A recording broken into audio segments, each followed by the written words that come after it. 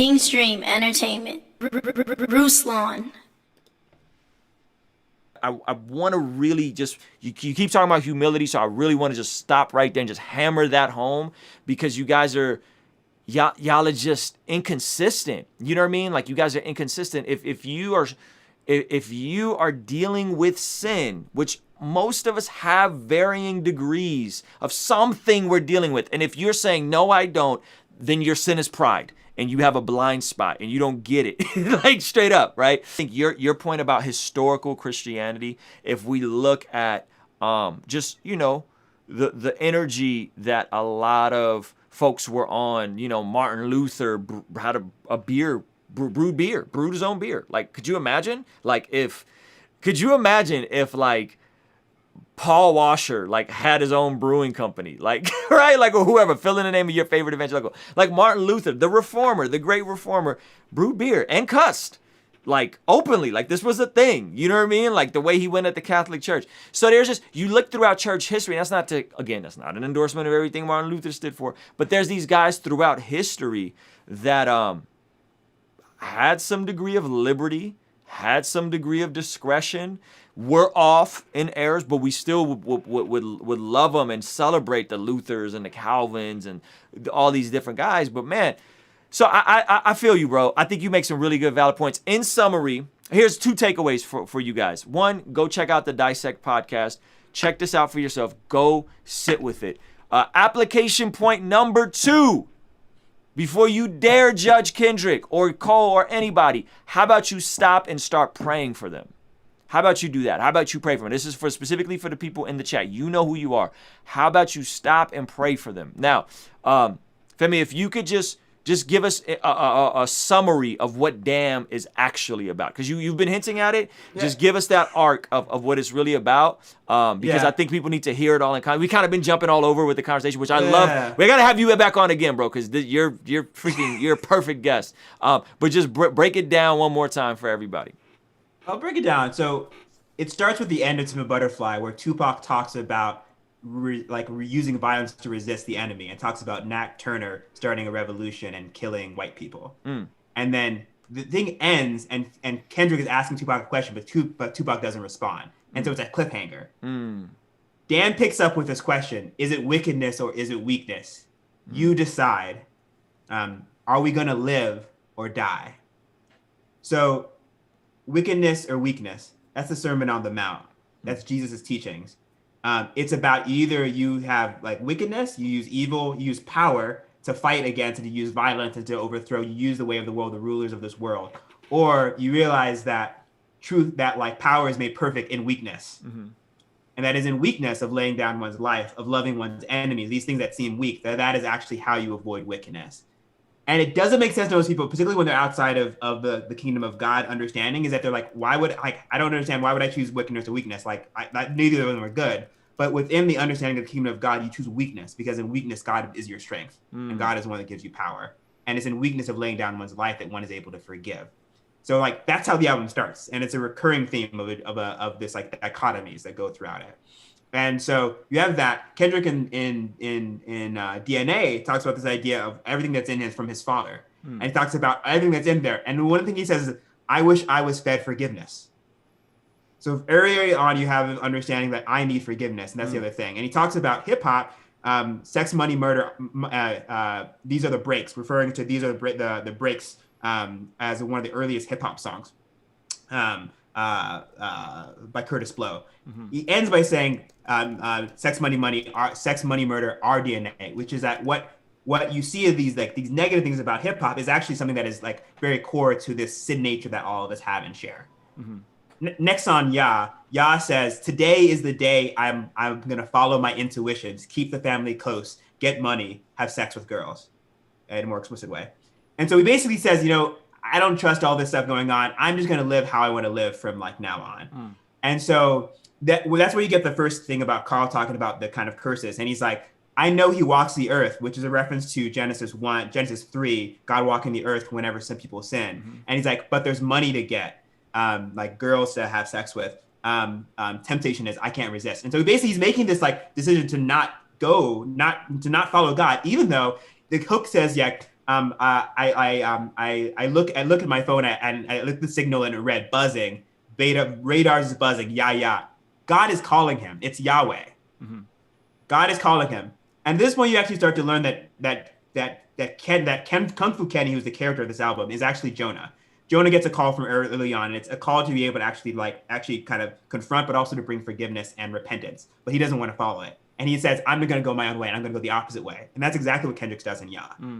And the very next song, Element, is all about how he says, put the Bible down and go eye for an eye. It's all about violence. It's all about murder in my DNA. It's all about, like, I'm going to leave this path of forgiveness. I don't want the Ninevites to live. I want them to, like, the people that are against me to, like, die. And so that's why he goes to, like, element. And I'm going to use kind of like violence. And people can't take me out of my element. Like the elemental spirits that Paul talks about. Like, they can't take me out of my, like, element. Next song is Feel. Feel goes to, like, I feel like he's like, I feel like nobody's praying for me. And he talks about all his kind of, like, his thoughts in the basement. He's like descending. It's like Jonah going into the ship. Going into the ship of kind of going down and falling asleep, and he's like running away and like he's kind of just running away from God. So that's what all of like kind of like Feel is. Loyalty, right? It's this moment kind of like where he is like getting to the advocate to go away, but then eventually towards the end where he says, "Tell me who you're loyal to," and they go up everything. They go like the hierarchy of needs, and so he's finally like, "Is it to start with your family and friends? Does it end with your woman or your man? Are you loyal to yourself?" And he's like. And then he's like, tell me what do you ride for, do you die for? And then he's like, that's what God's for. So it's his moment in the Jonah narrative where he's like, I serve Yahweh. But it's so ironic at this point because Jonah is running away from Yahweh as he's telling these pagans, like, I serve Yahweh. Same way, like, Kendrick is like, that's what God is. He's supposed to be the top priority. But everything you've been hearing is he's not the top priority. And so that leads to his kind of like in the fish moment. Jonah goes in the fish. Kendrick has a song called Pride, which is all about like how I'm kind of confessing that like he's actually that about like his pride and how he actually can't love, he can't like turn things around. And he says, sick venom in men and women overcome with pride. The perfect word is never perfect, only filled with lies. So it's a reference all the way back to the snake of pride being the central thing that actually bites people, that creates this venom that spreads and kills everyone. And that's actually what leads the world continuing to be imperfect. The next song is Humble, and he has this quick switch because that's like the switch of the album, where all of a sudden he takes that message of like, oh, I'm out of the fish, and I've had this humble moment, just like Jonah is. But then he goes and shares this message, and it's like, sit down, little chick, be humble. And it's a totally ironic song because he's telling them to be humble, but he's being nothing but proud. He's lifting him up. He's exalting somebody. He's bragging about having sex, and he's like talking down to people. It's really similar to Jonah comes in, and he's like, oh, 40 more days, Nineveh overturned, because he really wants them to die. He really doesn't care about them. He's uplifting himself. He just got saved. He got delivered. He had all this grace from God, and he doesn't want to have that other people to have that grace. So he gets into that. He's in that's all Humble. It's like this huge irony song, kind of similar to Swimming Pools. Goes into Lust. And like Lust is all about, it starts off, I need some water. That is a reference back to Good Kid, Mad City. I'm dying of thirst. I'm dying of thirst. Where the woman comes down at the end and she says, like, she sees them with a gun. He's like, you know what's the problem? You young men, you're dying of thirst. You know what that means? It means you need water, holy water. You need to be baptized with the Spirit of the Lord. That's what Lust is about. Lust is a reference back to that song. And he's saying he basically, after his pride of like telling people that, he realized that he needs some water.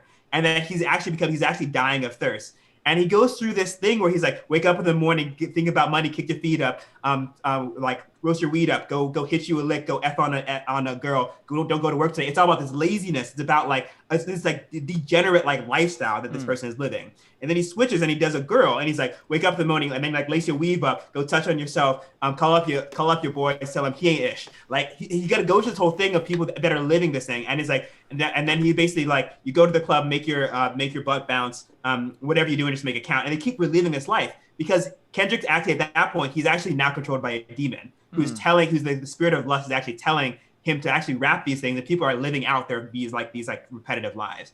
And then it goes into Kendrick, how he's actually on tour and he's also living this thing with these different girls. He's not being faithful to his wife, which is not actually accurate in terms of his actual life. But in this narrative, that's what's going on. And then it leads to the last thing where he says, we all woke up trying to tune to the daily news, looking for confirmation, hoping election wasn't true. This is about 2016, waking up after Donald Trump won. And he's talking actually to people, we all woke up. He's talking to woke people. And he's saying, we all woke up and we thought that we had this pride. And he goes, it's like, talk to your neighbor, bet they agree. parade your streets with your voice proud. It's tying all this reaction that people have to their own political affiliation, to their identity, that people should think that they're right, and the pride they go and mark against them. And he goes and talks about like times change, we stuck in our program, stuck in our ways, lust. And he said that lust basically decays all this advancement, all this justice, everything decays because of the lust. We get stuck in these same routines.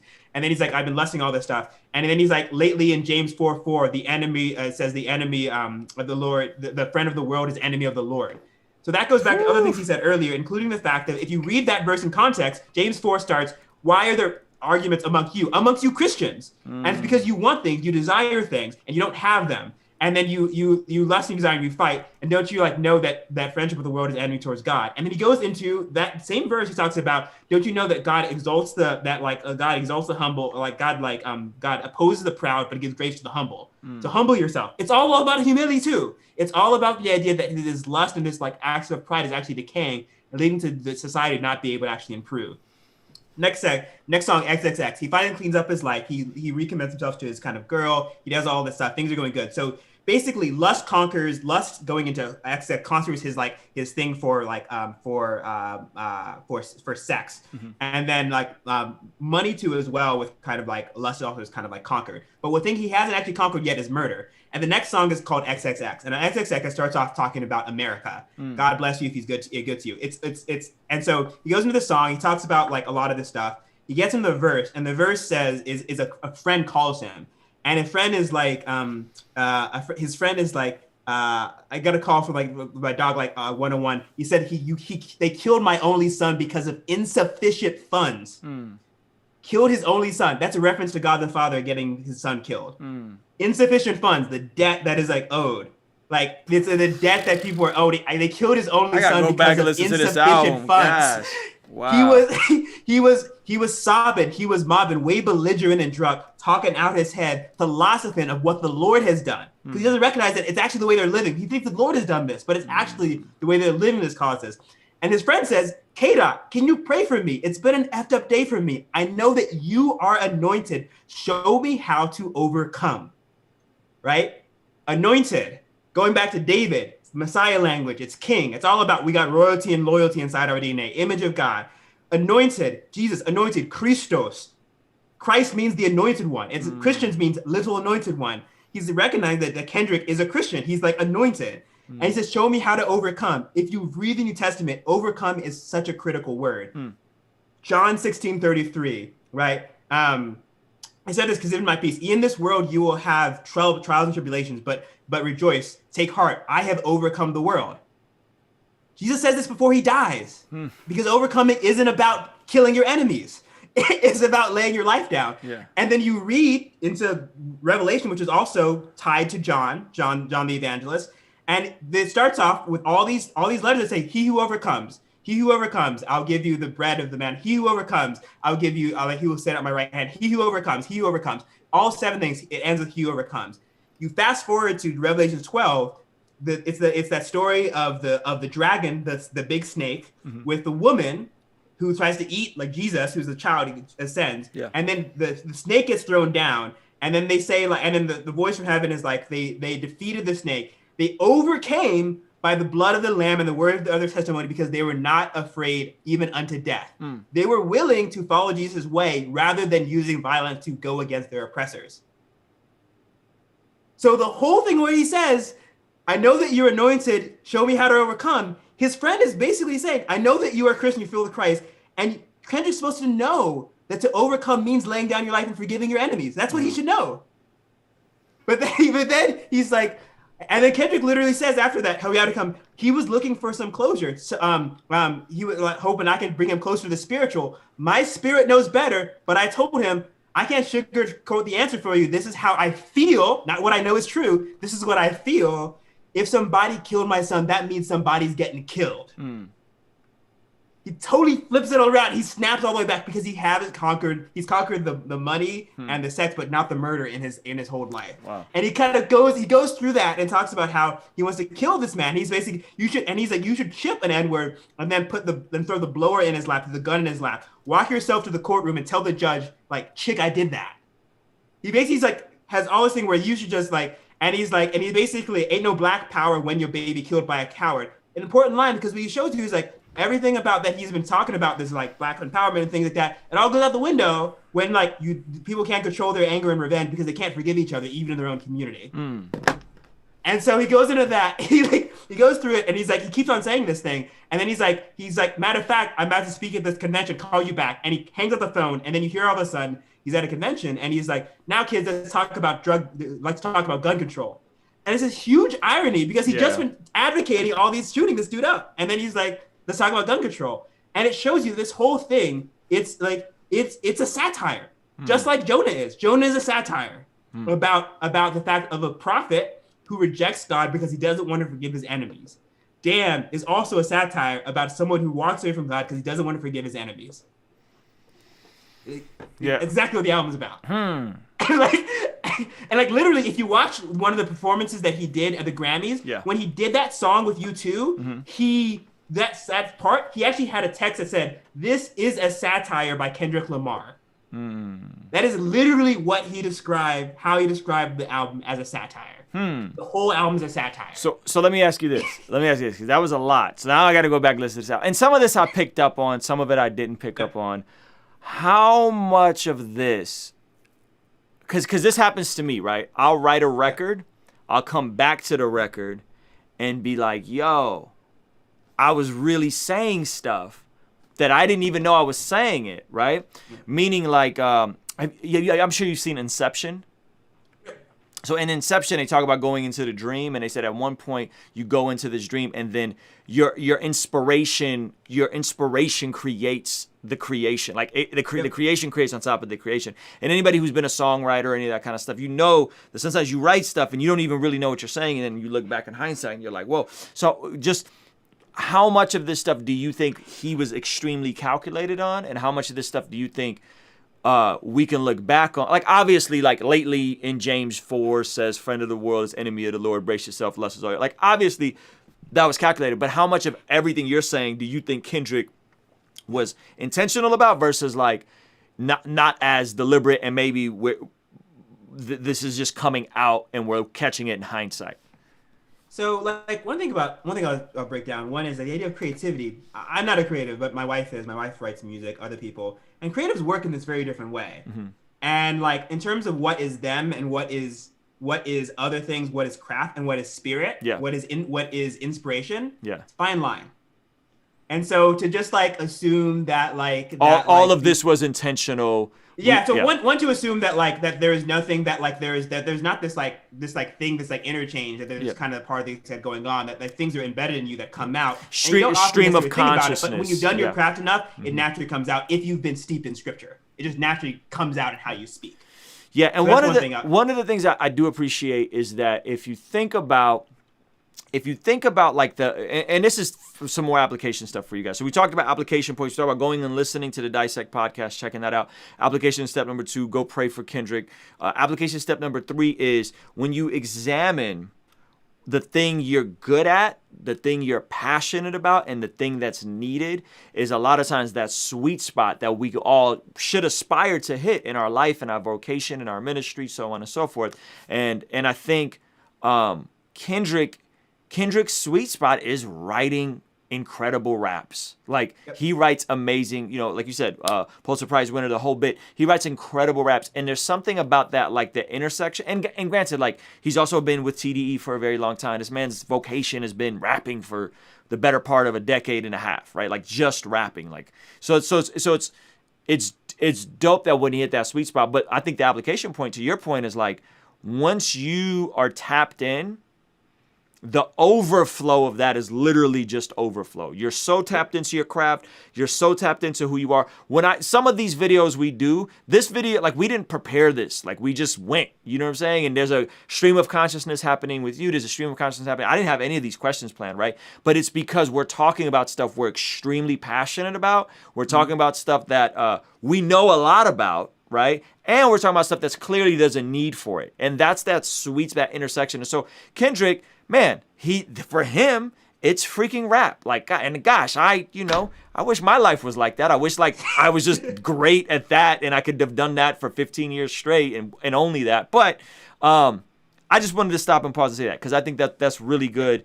What a stellar breakdown. No, I think you covered everything. Duckworth, did we get to Duckworth? Just break. We have 3 more songs. There's like I can cover that too, and I can answer that question as well too. Let me know how much I can. I do want to wrap up because I'm about to miss bedtime. If I'm all the way honest with you. Yeah. And, so long thing I'll say is like one thing I'll say to answer that question too as well is that when you listen to the podcast and you see there's so much that is references in Tip of a Butterfly into the Song of Faith, into like into Keisha's song, all this stuff. You can't like look at that and be like, he did not think about this. Particularly with like, how much music Kendrick makes, because he might make 40 times more music than he actually releases. And you definitely see how if you hear early versions, he's iterating on these ideas. He's constantly iterating on ideas. You listen to like Untitled and Masters, Cornrow KD, like some of the stuff about like the apocalypse, he's iterating. You can see him iterating on the phone call that gets in Ya is actually in a song on Untitled and Mastered. You can see he's iterating on these things. So when you actually look at his process, he's definitely iterating, just like the Bible was iterated on. Just like people took things, they put things together. You see later on certain words come back in like in the prophet section that were in like the Torah. You have all this stuff. It's just the same way. There's this constant iteration going on and building out these ideas. So that's what I'll say. So XXX, basically the last half of XXX, what I didn't get to after the irony, is basically all about America and how it's basically a prophecy against America because America is his Nineveh, particularly white America is his Nineveh. And it talks about Hail Mary, Jesus and Joseph, the great American flag is wrapped in dragon explosives. It's all about violence. It's about oppression. It's about like what we do as people and how this violence has been like central to this kind of culture and central to his own life. And then it's a reflection. Late at the very end, he says, America is a reflection of me. That's what a mirror does. All of Damn is both mirrored in terms of that it goes forwards and backwards, but it's a mirror in that it's supposed to reflect the influences that Kendrick is in Compton and in America. It's supposed to show what this violence and this like sex, money, and murder is like. That's what that's all about. Fear is when he gets the phone call from Carl, and he's basically, and Carl's like, oh, like these you don't like, you need to listen, and stuff like we are cursed people, and this is referencing like a lot of the Black Hebrew Israelite stuff. In the middle of this, like he's another cousin who says, why God, do I gotta suffer? Pain in my heart. These are burdens for us to suffer. Why, oh God, do I have to bleed? Every stone thrown at you, resting at my feet. Why God, do I gotta suffer? Earth is no mood. Why don't you burn this place? And so that's both a reference to Jesus on the cross, Psalm 22. My God, why have you forsaken me? Why am I suffering? And it's like this whole thing of like the won't you burn this mother effer? Like that's Jonah at the end when he's up and he's hoping that God's gonna send down fire like Sodom and Gomorrah and see what's gonna happen to the city. And he's like hoping that God would do that. And so Kendrick basically goes through that. He basically rewinds his life and he goes back and looks at his life when he's 7, when he's 17, and when he's 27. And he looks at like his mom being having poor and trying to kind of like discipline him but for things that he doesn't deserve to be for. Like he's running away from people that are trying to beat him up. And then he talks about like him, like he's like fearing that he's gonna die based on the police or by gangs or other things like that when he's 17. And then at 27, he feels about losing it all and stuff. And he fears about what would happen if people stole things from him, like they stole things from Rihanna, which is a reference back to loyalty. And then he's like, and that would make me like trying to want to kill somebody, which goes into his tendencies for violence again that he's still working through. And he's like, fear of losing creativity. I'm talking fear of losing out on me and you. I'm talking fear of you losing loyalty from pride because my DNA won't let me involve in the light of God. I'm talking fear because my humbleness is God. I'm talking fear because love ain't living here no more. I'm talking fear that it's either wickedness or weakness. Fear, whatever it is, I know it's distinctive. He goes through the entire album, basically most of the tracks on the album, and refers to that it all comes back to humility and him wanting to have evolved his DNA in the light of God because he has traits that need to be that the light of God needs to shine on them so he can change. And then he's like, what happens on earth, what happens on earth stays on earth, which is a refrain from earlier. And I can't take his feelings with me. So hopefully they disperse within 14 tracks, carried over wax, searching for resolution until somebody get back. He's like, I have these feelings. I can't deal with them, but they're not for eternity. So I'm searching for resolution. Life is a struggle. It's wrestling with God. What does it mean to be an Israelite? What does Israel mean? One who wrestles with God. When he says he's a Black Israelite, he's kind of referencing the Black Hebrew Israelites, but what he's also saying is like, I'm an Israelite. I'm one who wrestles with God. And the entire album is about him wrestling with God. And that line is about how like his whole life is going to be wrestling with God, just like all of Israel's existence is wrestling with God. But like it's in that wrestling that you actually find an understanding of who God is, and that one actually changes and one like involves in the light of God until someone gets back. That's Jesus, Yeshua. Until someone gets back, is this hope of the resurrection actually restore things? Like just like Job, where he's like where Job is suffering, because he actually references Job there too, and he's like, I would like take it from me and like leave me worse than I was before, like God did to Job. And Job at the end is in chapter 19. It's not even the end. He's like, I know that my Redeemer lives, and at the end he's going to stand on the earth, and in my flesh I will see God. It's that hope in the resurrection that like I'm going to struggle now, but like it's like what happens on earth is going to happen, but like things are going to be over here, and like God is going to come and stand on this earth, and this resurrection is going to happen, and I'll see him in my own flesh. Like that's what he's kind of saying there at the end. And then it's all about weakness. It's all comes down to weakness or weakness. Are you going to follow the Sermon on the Mount and live in weakness, or are you going to live in the way of the world and live in pride and wickedness? That's what it's all about. And then he goes into God, and God is all about, it basically recovers the whole album where he talks about like all like he goes from a child and how the influence that led him to where he is. It ends with him saying like he's still struggling with things. It's like I've got bad habits, but then he's like levitating, ducking haters. Oh my heart is rich, my heart is famous. All the way back to Abraham chapter 15, Genesis chapter 15. Like I am your reward, I am your wealth, I'm your riches. And then he's like, and then back to chapter 12 when he's like, I bless you, I'll make your name great. I'm gonna make you famous. He's like, my heart is rich, my heart is famous, because I have treasures in heaven, I have God in my heart, I have treasures in my heart is rich, my heart is famous. And these things that I needed to hold on with in terms of using violence to protect my fame and my fortune, I don't need to do that anymore because I have my identity set in God, and he's in my heart. My heart is rich, my heart is famous. And that's like his like kind of like that's like the end of like the Kung Fu Kenny narrative. And then Duckworth basically kind of comes in and tells his real life story about his dad, whose dad basically, like Top Dog, who's owner of the record label, and basically how he meets his like Kenny. Right, he's been calling himself Kung Fu Kenny, but you realize Kendrick's dad is Kenny. He's basically showing how he's tied to Kenny, and like he has these same traits that have been passed down to him that he has to exercise, has to work through.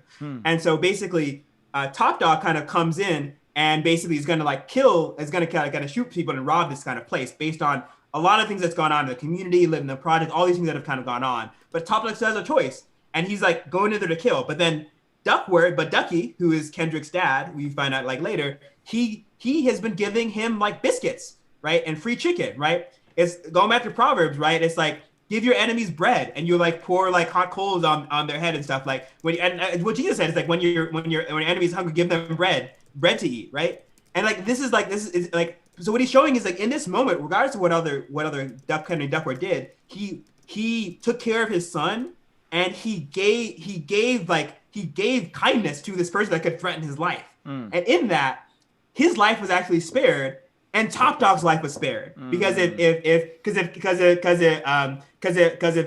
Top Dog killed Ducky, then basically Kendrick doesn't have a father. Kendrick would have lived in this life that was depraved, just like we heard in Damn, and then Top Dog would have ended up in jail. So it's showing how one person's choice to live by weakness rather than wickedness, by strength and pride, and they saved 3 black men from destruction. That's good. And like that's how it is. And it goes all the way back to like, it's your choice, wickedness or weakness. Are we going to live or die? Your one choice actually affects all of us about whether life or death. And it goes back to Deuteronomy. Deuteronomy is like, I put before you life and death, the blessing and the curse. So choose life that you and your children may live. It's all about choice. It's all about the fact that we have to choose how we respond to not just do we say the prayer to Jesus. How do we respond to Jesus' messages, to his commandments? Why do you call me Lord and not do what I say? Woo! Come on. Yo. And if you don't do what I say, your house is gonna collapse when winds and the waves comes in. It's all of the sermon that's in the Sermon on the Mount. It's all about that. Like we can talk about the prayer at the end of the day, but at the end of the day, Jesus says, hey, follow my commandments, follow the way of this sermon of life, follow my way of weakness, and like you're gonna be at your house on the rock. And if you don't, your house is gonna fall down.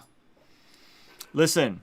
That's what it's about. I think that's what it's about. I think Top, Kendrick, Punch all owe you a check, man, because that was incredible. All right, off the top. Second of all, shout out to Pastor Roy in the chat. He recommended. I wonder if I could hire you to do my song breakdowns, because that would be dope. I would just love to see like you doing this to one of my records, because bro, gosh, this year, man, this was special. I really appreciated it.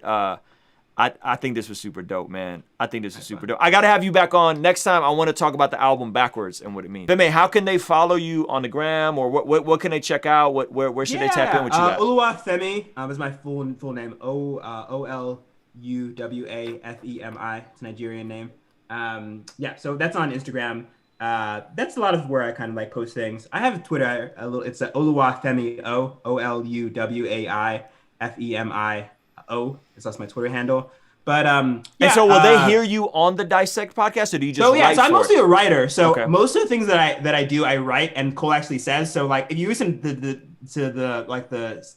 season 5, I am for most of the scripted episodes, I'm just write it and Cole reads it. But maybe 90% of what's written there is stuff that I wrote. And then I get featured in some like discussion podcasts. So there's one that introduces me. There's one that gives like a half rap on the album, and there's one at the end. So we can hear you on some of these Dissect you can hear me on podcasts. about 3 episodes. Dope. And then there's one on Jesus King that's really I had a lot of good engagement in that. Yeah. And that basically did what I just did for what I just kind of went through, that kind of style of going through damn. I do that for Jesus King, but in 2 hours. So it gets like it's not like full deep, but like it gets. You gave us the preview version, man. Wow. Yeah, so that's like, but I do the same thing in a longer, like slightly longer time frame for Jesus King. Dissect. It's just Dissect podcast. Everywhere podcast, or is it just Spotify? Spotify. You get the episodes early. Okay. It's also on Apple and stuff, but the ones go forward. And then I'm still working with them, so I'll do like other things. Like I'll probably be on some other ones in the future, and then I do some other ones. I'm working on some other seasons right now with them. Bro. But yeah, so you can follow Dissect, or I'm so happy you DM me, bro, and we made this happen. He DM'd me. What was it, last night or this morning? It was this afternoon. This afternoon, he DM'd me this afternoon. I be trying to tell y'all, DM your boy, and look at what God did. Bless God. This is incredible, man. Thank you, bro. Yo, give this video a thumbs up. I'm gonna try to link Femi's Instagram and the Dissect podcast. This is gonna be maybe 2 videos tomorrow because it covered a lot. Bro, thank you so much. This was incredible. Like this video, subscribe. If you want to join the Patreon gang, we're going to do a Zoom call tomorrow. That'll be open. Today kind of ran late. It's kind of a chaotic day for me. But thank you guys so much, man. Y'all be good, man. Love you guys. Kingstream Entertainment. Ruslan.